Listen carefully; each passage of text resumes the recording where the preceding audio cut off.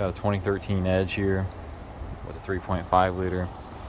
Just wanted to make a little bit of a video on the ABS pump replacement because there's not a lot out there regarding that. So you got 3 bolts.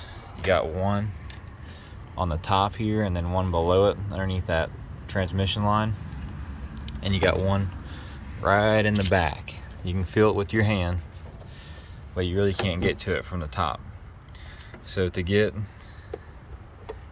the one on top here, I use a 3/8 inch ratchet with this 13mm deep, and you can just barely get on the top one and get some baby turns. And to get to the bottom one there, I use a 1/4 inch drive flex ratchet with a little 1/4 inch to 3/8 inch extension there with that same 13mm socket. And you can kind of go around from the back side here and actually get on it and get some small turns. And you might have to try using your left hand, your right hand, whatever it takes. And then to get to the bottom one, if you don't have a lift, like I got these quick jacks, you'll have to use a jack stands. I use a couple extensions here, the same 13mm deep, and you can get to it pretty easy.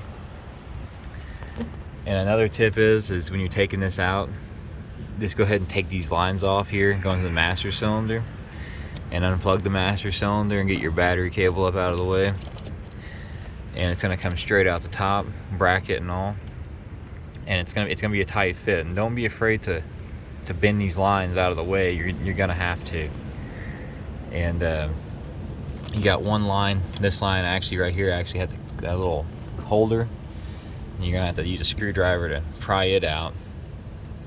And when you go to put your new or used one in, this is actually a used one from the junkyard. I got off eBay for $280. Mine was throwing a code for actuator stuck. I think it was C0020-71. These actuators, these covers are pressed into the HCU. And this car did have a soft brake pedal once in a while when you'd activate ABS. So I think these HCU actuators are getting stuck anyway. And the ABS module here is actually VIN coded to the car. And you can use the junkyard one. You just have to upload the as-built data using Forescan. That's something I didn't have to do though, because this ABS module is good. I just used the pump and the actuator that's attached to the pump.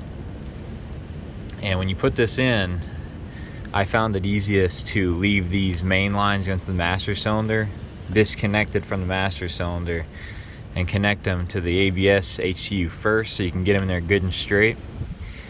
Because if you don't get these lines in there perfectly straight and get a good turn on them, they'll actually seep from the top here, and I had that issue a little bit.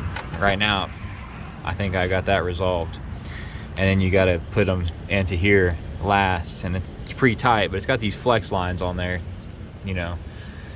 And once you get these bolts loose, it is going to be pretty hard in your hand reaching down in there. It's pretty tight, but it is doable.